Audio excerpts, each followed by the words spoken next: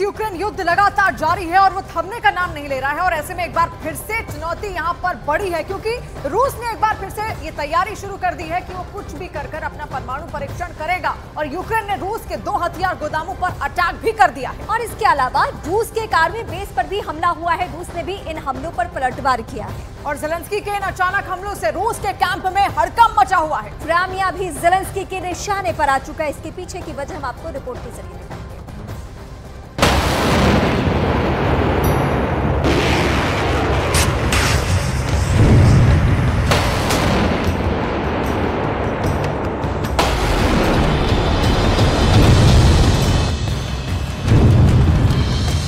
Putin ने जो कभी सोचा भी नहीं था अब वो हो रहा है। पुतिन ने यकीन भी नहीं किया था कि रूस की ही रणनीति को फॉलो करके ज़ेलेंस्की रूस की बाहें मरोड़ने का काम करने वाले हैं।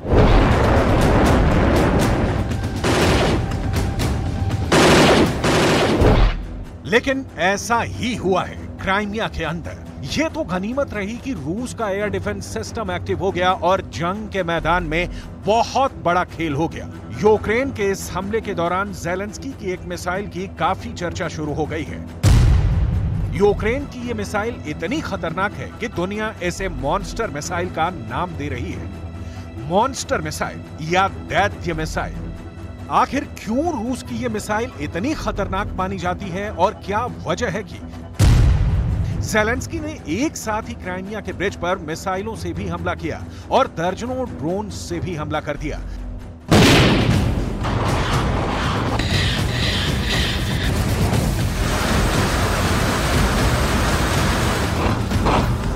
लेकिन फिर क्या हुआ? क्या रूस का एयर डिफेंस ये हमला नहीं झेल सका? क्या क्राइमिया का ब्रिज टूट गया और रूस से क्राइमिया का कनेक्शन खत्म हो गया? इन सवालों का जवाब हम आपको देने वाले हैं, लेकिन सबसे पहले यह जानना जरूरी है कि आखिर क्राइमिया ब्रिज का सामरिक महत्व क्या है, जिस पर ज़ेलेंस्की के अटैक अब बेहद आम हो चुके हैं। क्राइमिया 2014 से पहले यूक्रेन का ही हिस्सा था। 2014 में पुतिन ने क्राइमिया पर हमला कर दिया।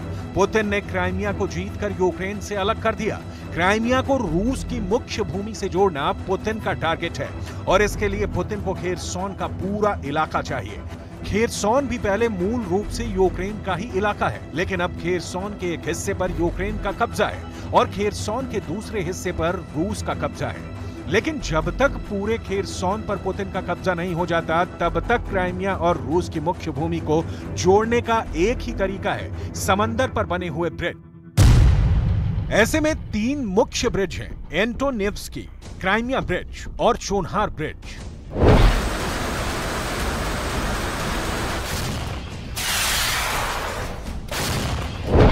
इन ब्रिजों को तोड़ने के लिए ही ज़ेलेंस्की ने बहुत बड़ा हमला क्राइमिया के ब्रिज पर किया है, लेकिन इस बार ज़ेलेंस्की ने अपनी स्ट्रेटजी को बदल दिया है। दरअसल ज़ेलेंस्की ने अपने कमांडर्स की एक मीटिंग बुलाई थी और इस बात पर चर्चा की थी कि आखिर यूक्रेन के पास पैट्रियट जैसा विश्व प्रसिद्ध एयर डिफेंस सिस्टम होने के बाद भी लगातार यूक्रेन और खासकर कीव पर ड्रोन और मिसाइल के हमले कैसे सफल हो जा रहे हैं। इस पर ज़ेलेंस्की के कमांडर्स ने पुतिन की उस रणनीति का खुलासा किया जो इस वक्त पूरे युद्ध का टर्निंग पॉइंट साबित हुई है। दरअसल ईरानी ड्रोन्स का उपयोग करके रूस की आर्मी ज़ेलेंस्की के एयर डिफेंस सिस्टम को पहले ही जाम कर देती है। पुतिन मिसाइल हमला करवाने से पहले ड्रोन्स के अटैक करवाते हैं। इन ड्रोन अटैक की वजह से रूस के एयर डिफेंस सिस्टम ड्रोन को रोकने में ही इंगेज हो गए और यही वजह है कि ड्रोन के बाद में आने वाली रूस की मिसाइलों को यूक्रेन के एयर डिफेंस सिस्टम रोक नहीं पाते हैं। जब ज़ेलेंस्की को पुतिन की इस रणनीति का पता चला तो उन्होंने भी पुतिन की ही रणनीति का इस्तेमाल करके क्राइमिया पर अटैक करने के लिए अपने कमांडर्स को निर्देशित किया, जिसके बाद 12 अगस्त यानी शनिवार को ज़ेलेंस्की ने पुतिन की ही रणनीति की तर्ज पर एक साथ 20 ड्रोन और 2 मिसाइलों से क्राइमिया के ब्रिज पर ही हमला किया। क्या हुआ इस हमले का रिजल्ट? क्या हुआ इस हमले के बाद? क्या क्राइमिया का ब्रिज ढह गया? ये सब हम आपको बताएंगे, लेकिन पहले ये समझिए आखिर क्यों S-200 मिसाइल को मॉन्स्टर मिसाइल कहा जाता है। आखिर क्या है ज़ेलेंस्की की ये दैत्य मिसाइल? इस मिसाइल को दैत्य मिसाइल इसलिए कहा जाता है क्योंकि ये मिसाइल काफी ज्यादा ताकतवर है। इस मिसाइल का वजन भी काफी ज्यादा है और इस मिसाइल पर वॉर हेड यानी बारूद भी भारी मात्रा में ले जाया जा सकता है। इस मॉन्स्टर मिसाइल का वजन 7100 किलोग्राम है। इस मिसाइल की लंबाई 35.4 फीट है। इस मिसाइल पर 217 किलोग्राम तक का वॉरहेड लगाया जा सकता है। यह मिसाइल आसमान में जमीन से ऊपर 4 किलोमीटर तक की ऊंचाई पर जा सकती है और इसकी स्पीड मैक 4 है, यानी ये 1 घंटे में 4800 किलोमीटर की दूरी तय कर सकती है। लॉन्च होने के बाद यह मिसाइल 1 मिनट में 80 किलोमीटर तय करती है, यानी हर सेकंड यह मिसाइल 1 किलोमीटर 300 मीटर की दूरी तय कर सकती है।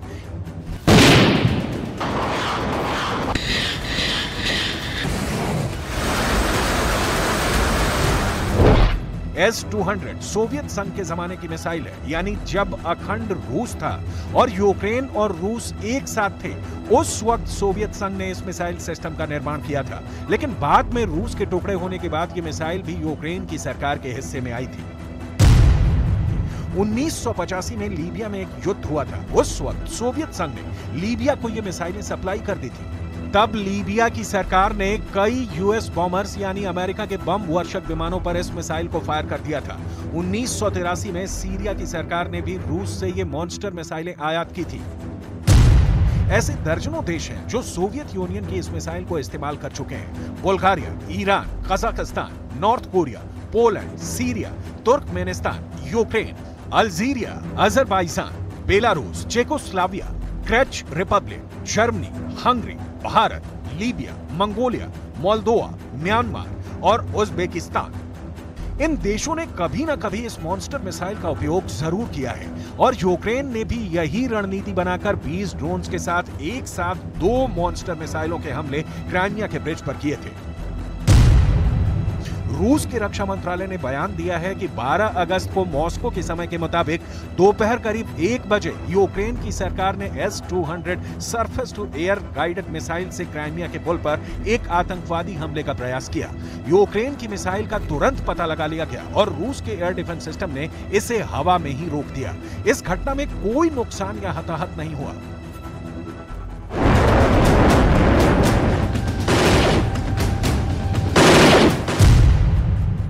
क्राइमिया के एयर डिफेंस में मिसाइल सिस्टम के साथ ही इलेक्ट्रॉनिक जैमर भी लगाए गए थे। अब जरा पूरा हिसाब किताब समझ लीजिए। यूक्रेन ने 20 ड्रोन से हमले किए, 14 ड्रोन तो रूस की मिसाइलों ने मार गिराए और 6 ड्रोन इलेक्ट्रॉनिक जैमर की मदद से मार गिराए गए।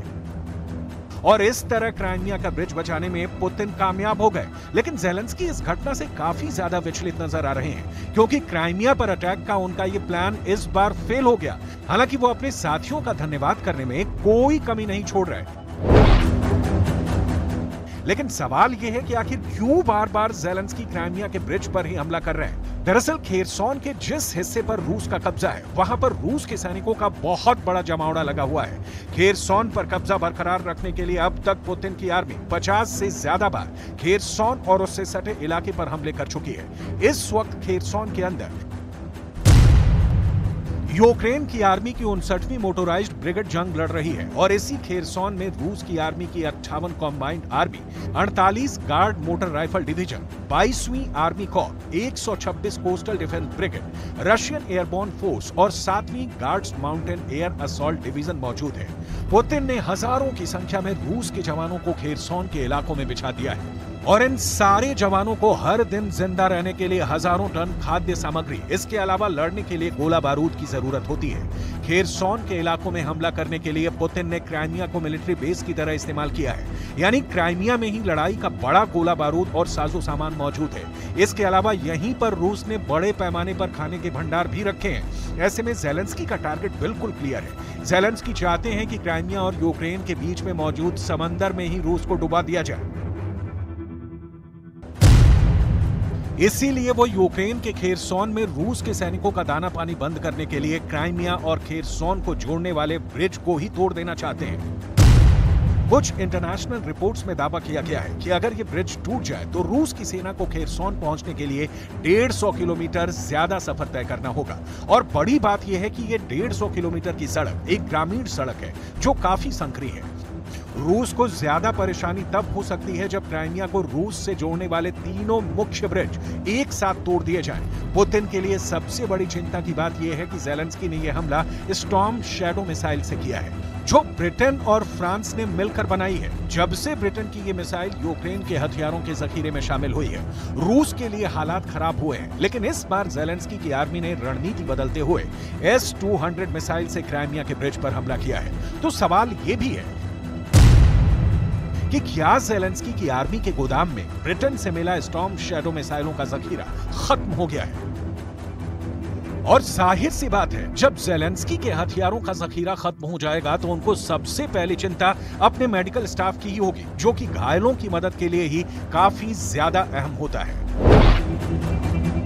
कुल मिलाकर ज़ेलेंस्की के लिए हालात बद से बदतर होते जा रहे हैं। ज़ेलेंस्की फिल्म में काम कर चुके हैं, बड़े अभिनेता रह चुके हैं, लेकिन युद्ध कोई ड्रामा या फिल्म नहीं है। युद्ध में फिल्म के नायक की तरह डायलॉग डिलीवरी से जनता को बहलाया फुसलाया तो जा सकता है, लेकिन जंग का परिणाम पुतिन जैसे फौलादी नेता ही तय करते आए हैं, जो पहले मिसाइलों की मूसलाधार बारिश करवाते हैं और फिर बयान जारी करते हैं।